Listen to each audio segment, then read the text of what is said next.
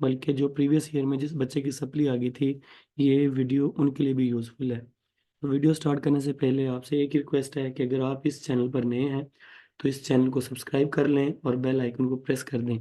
मैं सबसे पहले आपके साथ फिज़िक्स की जो 10th क्लास की फ़िज़िक्स है उसकी पेयरिंग स्कीम शेयर करूंगा। फिर मैं आपको कुछ टिप्स दूंगा जिसकी बेस पर आप अच्छे नंबर लेकर पास हो सकते हैं और इस 1.5 मंथ के अंदर वो आप उसकी तैयारी कर सकते हैं। तो सबसे पहले पेयरिंग स्कीम की तरफ बढ़ते हैं। तो हमारे पास बेटे 10th क्लास से लेकर 10th चैप्टर से लेकर 18 चैप्टर तक फिजिक्स के जो चैप्टर्स हैं वो मुश्तमिल हैं। और इनके अंदर अगर हम मल्टीपल चॉइस की तरफ देखें तो हमारे पास 12 मार्क्स के एमसीक्यूज आएंगे। हमारे पास जो टोटल मार्क्स होते हैं पेपर के वो 60 होते हैं। तो एमसीक्यूज की अगर डिस्ट्रीब्यूशन देखें तो जो मोस्ट एक्सपेक्टेड है वो ये है कि चैप्टर नंबर 10 में से एक, 12 में से दो, 14 में से दो, 16 में से दो, इसी तरह 11, 13, 15 और 17 में से एक एक एमसीक्यूज आएगा।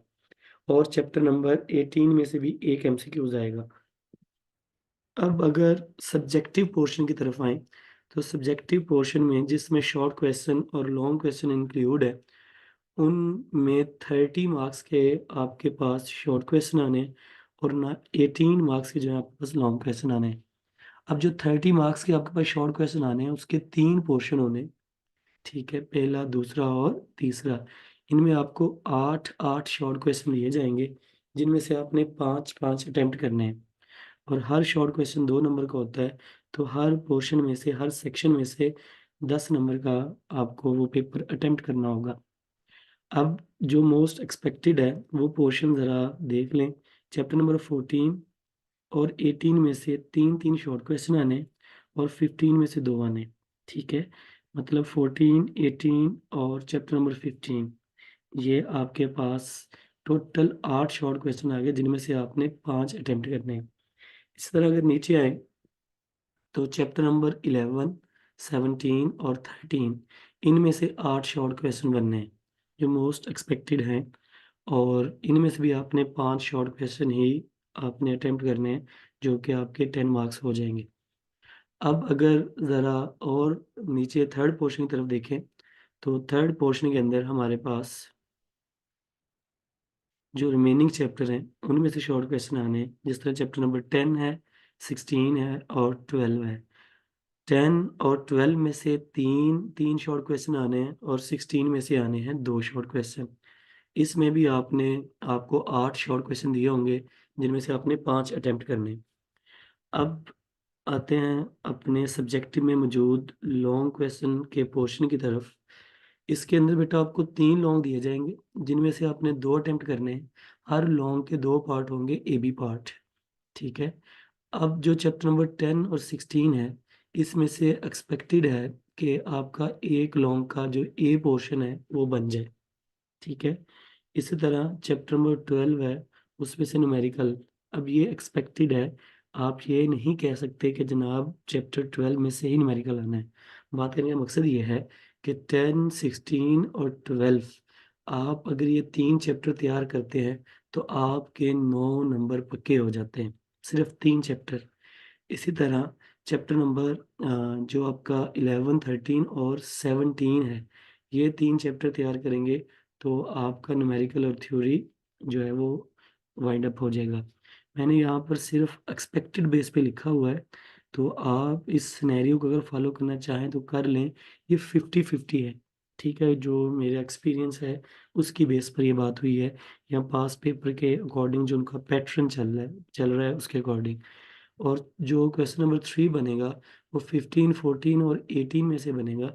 इसमें से आपका एक लॉन्ग पूरा हो जाएगा। अब आते हैं टिप्स और ट्रिक्स की तरफ, ज़रा उसको देख लेते हैं। तो उसमें सीन ये है कि जो एमसीक्यूज का पोर्शन है, देखें प्रीवियस पेपर उठाएं, पास्ट पेपर्स। अगर इस वीडियो पर आप अच्छा फीडबैक देते हैं और अगर नहीं भी मिला समाव, हमारा काम तो है शेयर करना, तो इंशाल्लाह ज़रूर आपके साथ पास्ट पेपर सॉल्व करके मैं आपको शेयर करूंगा। आपने पास्ट पेपर जो पिछले 5 साल हैं उसके आपने एमसीक्यूज जो है ना वो अच्छी तरह से रट लेने हैं, अच्छी तरह याद कर लेने हैं। चाहे आप न्यू स्टूडेंट हैं, चाहे आपने अपनी सप्ली क्लियर करनी है। अब ये 12 मार्क्स हैं, अगर एक्सपेक्टेड जो है 8-9 नंबर तो वो ज़रूर आ जाएँगे, ठीक है? अब ये तो आपकी बात होगी क्लियर, ठीक है? अब आते हैं हम अपने अगले पोर्शन की तरफ। ज़रा गौर से देखें तो पैटर्न में जो चैप्टर नंबर 14, 18 है, इनमें से हमारे 3-3 शॉर्ट क्वेश्चन हैं और 15 में से 2 हैं। हमने कितने अटेम्प्ट करने होते हैं? 5। अगर आप ये 2 चैप्टर्स के शॉर्ट क्वेश्चन किसी भी रेफर्ड बुक से, कोई भी जो आपको अच्छी लगती है, उनसे आप ये तैयार कर लें, तो आपके 6 शॉर्ट क्वेश्चन पूरे हो जाते हैं, ठीक है? और आप 15 चैप्टर को स्किप कर सकते हैं। और आपके जो है शॉर्ट क्वेश्चन पूरे हो जाएँगे। बस ये 2 चैप्टर तैयार कर लें। इसी तरह अगर नीचे आएँ तो जो चैप्टर नंबर 17 है, ईज़ी चैप्टर है, सबसे ईज़ी चैप्टर है, कंप्यूटर से रिलेवेंट है, आप ईज़िली इसको प्रिपेयर कर सकते हैं। और चैप्टर नंबर 13 इसमें से भी कितने आने हैं? 3 शॉर्ट क्वेश्चन। अगर आप इन तीनों को, इन 2 चैप्टर्स को सॉरी तैयार कर लेंगे, तो आपके वहाँ से भी 5 शॉर्ट क्वेश्चन जो हैं, वो कंप्लीट हो जाएँगे। थर्ड चैप्टर पे आएँ या सॉरी थर्ड सेक्शन पे आएँ, तो जो चैप्टर नंबर आपका 10 है, उसमें से भी 3 शॉर्ट क्वेश्चन आने हैं और जो आपका चैप्टर नंबर 12 है, इस चैप्टर को रीढ़ की हड्डी कहा जाता है। इसमें से भी आपके 3 शॉर्ट क्वेश्चन आने हैं। तो अगर ये आप 2 चैप्टर अच्छे से तैयार कर लें, तो आपके 5 शॉर्ट क्वेश्चन अटेम्प्ट हो सकते हैं ईज़िली। अब देखें 2, 2 4 और 2 6, 6 चैप्टर्स हैं, जिनको अगर आप अच्छे से तैयार कर लें, तो आपके जो शॉर्ट क्वेश्चन हैं, वो वाइंड अप हो जाएँगे। हाँ, अगर आपने चॉइस लेनी है, तो कोई भी एक ऑब्जेक्टिव बुक लें, जिस तरह अज़ीम वालों की है या अप टू डेट पेपर ले लें, उसमें जो मोस्ट रिपीटेडली शॉर्ट क्वेश्चन आए हुए हैं, वो आप अगर टारगेट सेट करें 1 दिन का एक जो है मॉडल पेपर तैयार करने की, शॉर्ट क्वेश्चन तैयार करने हैं, तो आप within a month short question को अच्छी तरह से जो है ना वो ग्रैस्प कर सकते हैं। तो आपके पास चॉइस भी बन जाएगी। अदरवाइज़ ये जो मैंने आपको ऑप्शन बताया है, ये भी फ्रूटफुल है, लेकिन इसमें आपको जो एडिशनल है, उसका आपको ऑप्शन नहीं मिलेगा, ठीक है? अब आते हैं ज़रा लॉन्ग क्वेश्चन की तरफ कि लॉन्ग क्वेश्चन का क्या सिनेरियो है। ओके जी, ओके, सबसे पहले तो मैं इसको इरेज़ कर दूँ ताकि हमारी स्क्रीन साफ़ हो जाए।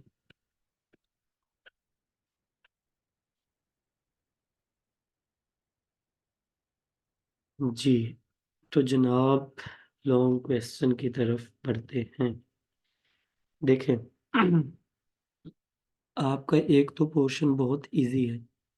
वो कौन-सा है कि चैप्टर नंबर 11, 13 और 17 ये वाले 3 चैप्टर आप तैयार कर लें और सबसे ईज़ी चैप्टर यही है। इनको आप तैयार कर लें तो आपका एक लॉन्ग पूरा हो जाता है। 11 चैप्टर बहुत छोटा है, 17 बहुत छोटा है, 13 थोड़ा-सा लेंथी है लेकिन ज़्यादा लेंथी नहीं है। इसमें आप सिलेक्टिव लॉन्ग तैयार करें और आपका एक लॉन्ग क्वेश्चन क्या हो जाएगा पूरा। अब जो बच्चों को चैप्टर ज़्यादा डिस्टर्ब करता है वो है इलेक्ट्रोमैग्नेटिक इंडक्शन वाला, वो है 15 और 14 जो है वो वहाँ से वो काम स्टार्ट होता है। तो ये 2 चैप्टर थोड़े से टफ हैं और 18 भी टफ है, लेकिन इन दोनों की निस्बत थोड़ा-सा आसान है। तो अगर आप स्किप करना चाहें चॉइस को तो मैं रेफ़र करूँगा आप इस वाले को स्किप कर दें, ठीक है? अब रह गया हमारा एक ही ऑप्शन, उनमें चैप्टर 10 और 16 तो बहुत ही आसान है। चैप्टर 10 तो ऑलमोस्ट फर्स्ट चैप्टर और तकरीबन सब स्टूडेंट्स को आता होता है। 16 भी बहुत ईज़ी चैप्टर है। चैप्टर 12 थोड़ा-सा टफ है, लेकिन कांसेप्चुअल है। इसमें आप सिलेक्टिव लॉन्ग्स की तैयारी करें। आप चैप्टर 12 के लिए मेरी ये सजेशन है, जो पिछले 5 साला पेपर में जो इसमें मौजूद न्यूमेरिकल्स और लॉन्ग क्वेश्चन आए हुए हैं रिपीटेडली मॉर्निंग और इवनिंग के पेपर्स में, वो आप अच्छे से तैयार कर लें, तो आपका ये पूरा पेपर अटेम्प्ट हो जाएगा। ये मैंने आपको 100% प्रिसाइज़ रिज़ल्ट दिए हैं। पास होने वाली बात नहीं है, आप इंशाल्लाह 60/60 ले सकते हैं। बस ये थोड़ी-सी ट्रिक है, इसके लिए आपको थोड़ी-सी एफ़र्ट करनी पड़ेगी। आप ये कह सकते हैं 6 तो नहीं ख़ैर 8 मंथ वर्सेस डेढ़ मंथ और आपकी तैयारी पूरी हो जाएगी। इसके लिए आपको मेहनत करनी पड़ेगी और बैठे-बिठाए तो होना कुछ नहीं है, सही है?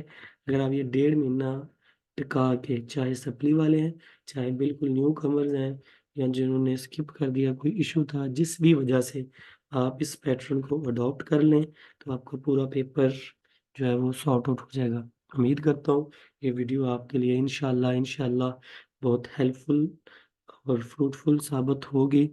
अगर आपको ये वीडियो अच्छी लगी है तो वही बात शेयर और सब्सक्राइब करना मत भूलिएगा, क्योंकि हम यहाँ सिखाने के लिए बैठे हैं। अपनी पूरी कोशिश करते हैं कि इसमें हम अपना पूरा किरदार अदा करें। Thank you. जज़ाकल्लाह। अल्लाह हाफ़िज़।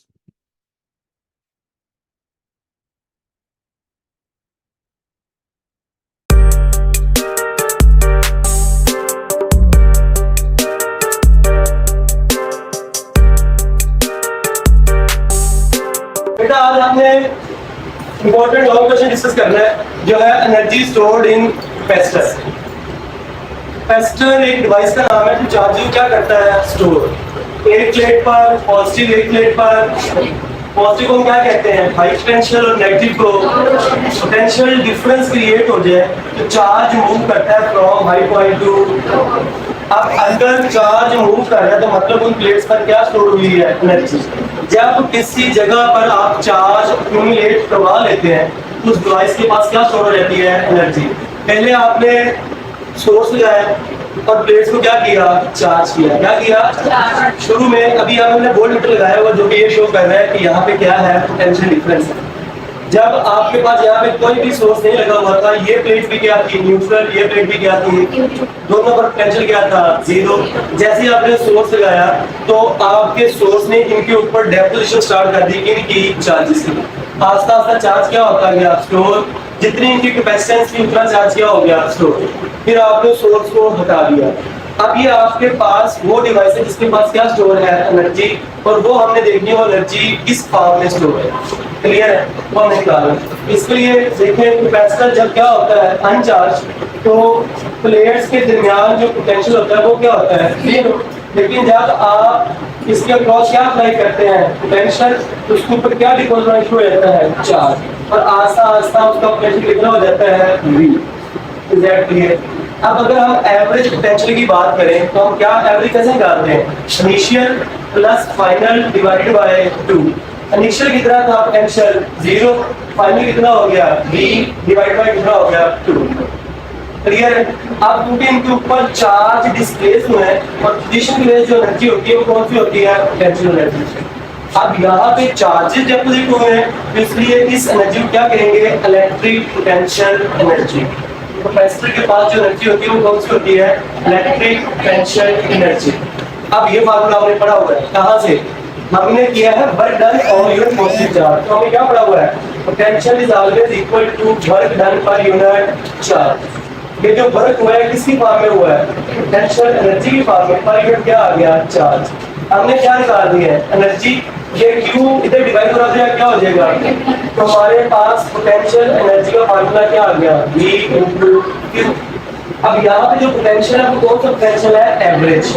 क्योंकि हमने शुरू में देखा था पोटेंशियल क्या था, 0। आस्ता आस्ता फिर पोटेंशियल कितना बिल्ड हुआ, V। जब टोटल चार्ज कितना डिपॉजिट हो गया, Q। मतलब पोटेंशियल एनर्जी किसके बराबर आएगी, चार्ज और एवरेज पोटेंशियल की। अब 1/2 चार्ज यहाँ पर क्या आ गया, Q, और एवरेज पोटेंशियल यहाँ पर क्या आ गया, V। हालांकि एवरेज पोटेंशियल क्या था, 1/2 V था। 1/2 मैंने शुरू में लिख दिया और Q भी ऐसे लिख दिया। अब आपने फार्मूला पढ़ा हुआ चार्ज का, Q इक्वल टू क्या होता है, CV। जहां पर Q था वहां पर क्या कर दिया, C आ गया, V से मल्टीप्लाई हुआ क्या बन गया। अब ये वो एनर्जी है जो किसके ऊपर स्टोर हुई है, कैपेसिटर के ऊपर। लेकिन अगली बात देखते हैं, जब एक प्लेट हाई पोटेंशियल में चली जाती है और दूसरी, तो उनके दरमियान पोटेंशियल डिफरेंस क्रिएट होने की वजह से उनके दरमियान क्या एस्टेब्लिश होता है, इलेक्ट्रिक फील्ड। इसका मतलब ये जो एनर्जी स्टोर हुई है वो किसकी फॉर्म में स्टोर हुई है, इलेक्ट्रिक फील्ड की फॉर्म में। जब चार्ज स्टैटिक हालत में होता है तब उसके बाद जो एनर्जी स्टोर होती है वो किसकी फॉर्म में होती है, इलेक्ट्रिक फील्ड की फॉर्म में। और जब चार्ज मोशन में होता है, जो कि हम नेक्स्ट चैप्टर्स पढ़ेंगे, उनमें जो एनर्जी स्टोर होती है वो किसकी फॉर्म में होती है, मैग्नेटिक फील्ड की फॉर्म में।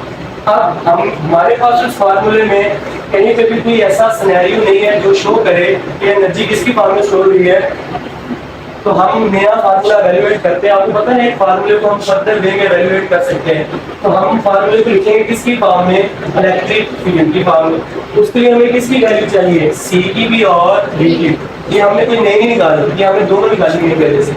हमने कैपेसिटर की प्लेट्स के ऊपर कैपेसिटेंस का फार्मूला निकाला हुआ है जब हमने किसी मीडियम को प्लेस किया था। ये प्रीवियस सेक्शन था हमारा पोलराइजेशन से पहले। और पोटेंशियल को निकाला हुआ है कहाँ से? पोटेंशियल ग्रेडियंट के फार्मूले से। दोनों फार्मूले से C और V की वैल्यू निकालनी है और यहाँ पे पुट कर देंगे, तो आपके पास जो एनर्जी है वो किसकी फॉर्म में आ जाएगी? इलेक्ट्रिक फील्ड की फॉर्म में। अब कैपेसिटेंस का फार्मूला क्या पड़ा था? एरिया, परमिटिविटी, रिलेटिव परमिटिविटी और दो प्लेट्स के दरमियान डिस्टेंस। ये मैं वैल्यू किसी पुट करूंगा C की। पोटेंशियल ग्रेडियंट क्या था? Maximum change in potential with respect to. अब ये V ओवर क्या था? D। हमें तो क्या चाहिए? V। ये D ओवर क्या हो गया? तो V इज इक्वल टू क्या आ गया? E। अब ये दोनों वैल्यू उठाई और उठा के किस इक्वेशन में पुट कर दी? इक्वेशन नंबर 1 ये देती है हमारे पास। तो C की जगह पर क्या आ गया? A epsilon naught epsilon R by D। और V का क्या है? स्क्वायर। V किसके बराबर था? ED के। क्या आ गया? E का स्क्वायर D का स्क्वायर। एक D से D क्या हो गया? नीचे वाला कैंसिल। यहाँ पे तो हमारे पास क्या बच गया? Epsilon naught epsilon R E square और AD। अगर उन प्लेट्स का वॉल्यूम क्या हो? कांस्टेंट। ये तो है ही कांस्टेंट है 1/2 एप्सिलॉन। और ये भी कांस्टेंट जो आपने मीडियम में दफा प्लेस किया है, तो वो आप उसको रिप्लेस तो करने वाले हैं नहीं जो डाइलेक्ट्रिक है। इसका मतलब जो एनर्जी स्टोर हो रही है वो आपके इलेक्ट्रिक फील्ड के स्क्वायर के क्या है? Directly proportional. यहाँ पे मैंने एनर्जी का सिंबल इसलिए नहीं लिखा क्योंकि एनर्जी का सिंबल भी क्या है? Capital E। और इलेक्ट्रिक फील्ड का सिंबल भी क्या है? Capital E। तो बच्चा कंफ्यूज हो जाता है कि दोनों तरफ E है, इसलिए उसको आप एनर्जी ही लिखा रहने दें। ठीक है, तो ये एक्सक्यूज आ सकता है कि कैपेसिटर पर स्टोर होने वाली एनर्जी इलेक्ट्रिक फील्ड के स्क्वायर के क्या होती है? Directly proportional. आगे एक टर्मिनोलॉजी है आपने लिखनी है, इसकी डेफिनेशन। डेंसिटी का मतलब ही क्या होता है? समथिंग पर यूनिट वॉल्यूम। तो एनर्जी डेंसिटी का मतलब क्या आ गया? Energy per unit volume. कौन सी एनर्जी? इलेक्ट्रिकल एनर्जी जो आपने निकाली हुई। तो electrical energy per unit volume is called energy density. Energy density आ गया। एनर्जी का फार्मूला क्या था? 1/2 epsilon naught epsilon R E square into AD। Volume आ गया V। अब एरिया और डिस्टेंस मिलके क्या बनाते हैं? वॉल्यूम बनाते हैं। एरिया डिस्टेंस मिलके क्या बनाते हैं? नीचे वॉल्यूम था, वॉल्यूम से वॉल्यूम क्या हो गया? कैंसिल। क्या बच गया? 1/2 epsilon naught epsilon R E square. ये फार्मूला किसका आ गया? कोई कंक्लूजन?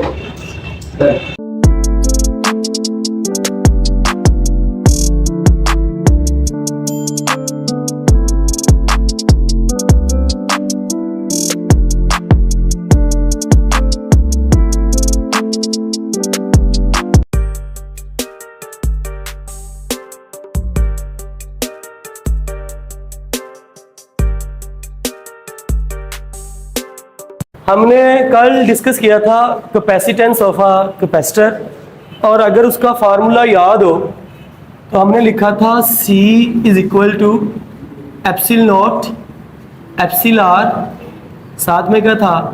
A बाय D, जिसमें एप्सिलॉन R क्या था? Relative permittivity.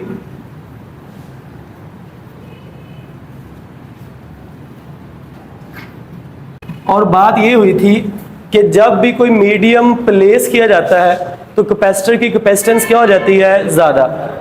अब उसमें जो हमने किया था एक काम, तो काम ये किया था कि एक्सपेरिमेंट परफॉर्म किया था। मैंने आपको बताया था उसने एक पोटेंशियल जोड़ा हुआ है साथ में।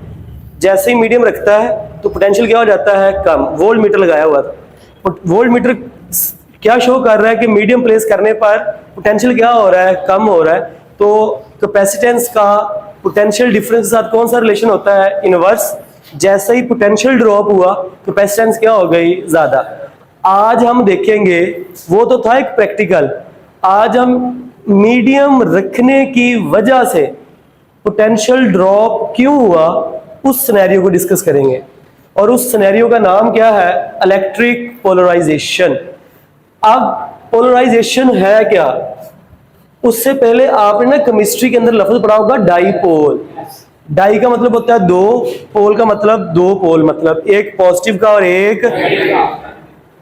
किसी भी एलिमेंट के अंदर मौजूद मॉलिक्यूल्स का पॉजिटिव और नेगेटिव आइन अगर एक स्मॉल से डिस्टेंस से क्या हो जाए? सेपरेट, तो ये जो पेयर होता है इसको क्या कहते हैं?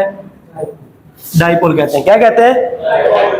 और डायपोल के बनने के प्रोसेस को क्या कहते हैं? पोलराइजेशन। अब ये हर मटेरियल के अंदर नहीं होता, हर इंसुलेटर के अंदर ये काम नहीं होता। कंडक्टर्स के अंदर होता है, लेकिन हम प्लेट्स के दरमियान कंडक्टर को प्लेस ही नहीं कर सकते, क्योंकि वो आपस में तारे, वो दोनों प्लेट्स क्या हो जाएंगी? जुड़ जाएंगी, और हमारे पास चार्ज स्टोर नहीं होगा। हमने लेना है कोई ऐसा मटेरियल जिसके अंदर डाइपोल्स बने लेकिन उनमें से करंट पास ना हो। ऐसे मटेरियल्स कहलाते हैं डाई इलेक्ट्रिक। क्या कहलाते हैं? मैंने कल भी एक बात कही थी कि every dielectric is a insulator but every insulator is not a dielectric, क्योंकि हर डाई इलेक्ट्रिक में से करंट गुजरता नहीं और इंसुलेटर में से भी करंट नहीं गुजरता। लेकिन जो डाई इलेक्ट्रिक होता है उसके अंदर इलेक्ट्रिक फील्ड की प्रॉपर्टी होती है, बट इंसुलेटर में इलेक्ट्रिक फील्ड की प्रॉपर्टी नहीं होती। तो ऐसा प्रोसेस जिसमें मॉलिक्यूल्स किसके? डाई इलेक्ट्रिक के, under the influence of external field, field को एक्सटर्नल अप्लाई किया हुआ है और उसकी वजह से क्या बनाए? डाइपोल्स बनाए। क्या बनाए? उस प्रोसेस को क्या कहते हैं? Electric polarisation.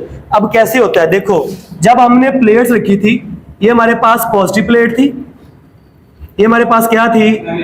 Negative plate. हमने कोई पोटेंशियल लगा के इसको क्या किया? चार्ज। अब इसकी कैपेसिटेंस थी C, ठीक है। अब जैसे ही मैंने इसके अंदर क्या रखा? मीडियम। क्या रखा? अब ये मीडियम पड़ा है डाइलेक्ट्रिक। अब ये जो प्लेट्स है ये एक्सटर्नल फील्ड का काम कर रही है। क्या काम कर रही है? अब ये फील्ड है फ्रॉम हाई पोटेंशियल टू, जब ये फील्ड इस मीडियम में से गुजरेगा तो इनके मॉलिक्यूल्स पर इसका इन्फ्लुएंस होगा। अब वो इन्फ्लुएंस क्या होगा कि इसके मॉलिक्यूल्स में पॉजिटिव आयंस भी है और नेगेटिव, तो ये पॉजिटिव प्लेट इसमें मौजूद नेगेटिव आयंस को अपनी तरफ खींच लेगी और ये नेगेटिव प्लेट उसमें मौजूद पॉजिटिव आयंस को अपनी तरफ खींच लेगी। उस मॉलिक्यूल के अंदर पॉजिटिव आयंस किस तरफ अट्रैक्ट हो जाएगा? नेगेटिव प्लेट की तरफ, और नेगेटिव आयन किस तरफ अट्रैक्ट हो जाएगा? Positive plate. और इस तरह पूरे मटेरियल के अंदर पेयर बनते जाएंगे, ये नेगेटिव, ये पॉजिटिव, ये नेगेटिव, ये नेगेटिव, ये पॉजिटिव। अब ये जो बन रही है ना फॉर्मेशन एक मॉलिक्यूल के अंदर सेपरेट होना पॉजिटिव और नेगेटिव आयंस का, वो क्या कहलाता है? डाइपोल। सर अब इसका इफेक्ट क्या हुआ? इसका बड़ा इफेक्ट हुआ है। देखें, एक्सटर्नल फील्ड किस तरफ है? लेफ्ट से, लेकिन डाइपोल्स के, डाइपोल जब अलग होंगे, एक आयन क्या हो गया? पॉजिटिव, एक क्या हो गया? एक किस पोटेंशियल पे हो गया? हाई पे। एक किस पे हो गया? तो वो भी कलेक्टिवली एक पोटेंशियल क्रिएट कर रहे हैं जो कि किस तरफ है? राइट से। आपका एक्सटर्नल फील्ड किस तरफ था? लेफ्ट से। तो इसका मतलब आपका इंटरनल फील्ड आपके एक्सटर्नल फील्ड को क्या कर रहा है? कैंसिल कर रहा है। ऐसा ही है। अब अगर इंटरनल फील्ड ऑपोजिट डायरेक्शन में है किसके? एक्सटर्नल फील्ड के, उसको क्या कर रहा है? अपोज, तो आपका नेट इलेक्ट्रिक फील्ड क्या कर जाएगा? डिक्रीज कर जाएगा। क्या कर जाएगा? यही बात मैंने यहां पर लिखी हुई है कि आपका इलेक्ट्रिक फील्ड क्या कर जाएगा? डिक्रीज। जब इलेक्ट्रिक फील्ड डिक्रीज करेगा तो पोटेंशियल ग्रेडियंट का फार्मूला याद है हमारे पास? क्या था? E is equal to V by D. जैसे ही इलेक्ट्रिक फील्ड डिक्रीज करेगा तो पोटेंशियल भी क्या कर जाएगा? डिक्रीज कर जाएगा। अब अगर पोटेंशियल डिक्रीज कर गया तो कैपेसिटेंस के साथ हमने रिलेशन पढ़ा हुआ है, पोटेंशियल डिक्रीज किया तो कैपेसिटेंस क्या कर जाएगी? Is that clear? ये पोलराइजेशन का फिनोमिना हो रहा होता है जिसकी वजह से आपकी कैपेसिटेंस क्या हो रही है? इनहांस। और ये सिर्फ किसके अंदर होता है? डाई इलेक्ट्रिक के अंदर। आप दो प्लेट्स के दरमियान इंसुलेटर को रख दें जिनके अंदर डाइपोल्स की फॉर्मेशन नहीं होती, उसका कोई भी इफेक्ट नहीं होगा। मीडियम से मुराद डाई इलेक्ट्रिक है। मीडियम से मुराद ऐसा मटेरियल जिसको एक्सटर्नल फील्ड में रखने पर क्या बनाए? डाइपोल्स बनाए। सिर्फ उसका फायदा है। आप कोई और मटेरियल रखेंगे जिसमें डाइपोल्स नहीं बन रहे तो बेटा आपके पास कैपेसिटेंस इनहांस नहीं होगी। That is all about electric polarization, और ये एज अ शॉर्ट क्वेश्चन आ जाता है। क्लियर है?